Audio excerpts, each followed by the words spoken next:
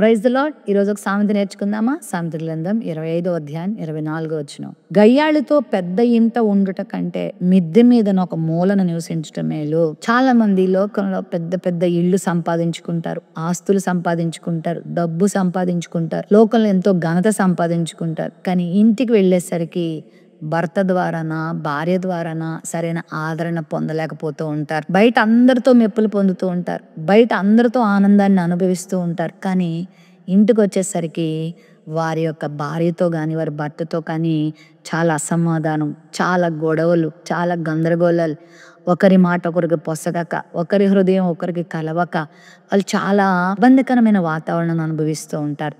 అలాంటి పరిస్థితుల్లో ఎవరైనా ఉంటే భక్తుడు చెప్తున్నాడు, ఇలాంటి గయ్యాళులతో అంటే భాగస్వామిని అర్థం చేసుకోకుండా, ప్రేమించకుండా, చీటికి మాటికి గొడవలు పెట్టుకుంటూ గందరగోళాలు సృష్టిస్తూ ఒక పరిపక్వత లేని వ్యక్తులుగా ప్రవర్తించే వారితో పెద్ద ఇంట్లో ఉండే కంటే మిద్దె మీద ఒక మూల నివసించటం మేలంట. అంటే ఒక చిన్న స్థలంలో ఒంటరిగా ఉండిపోవడమే ప్రశాంతకరమైన జీవితం అంటారు.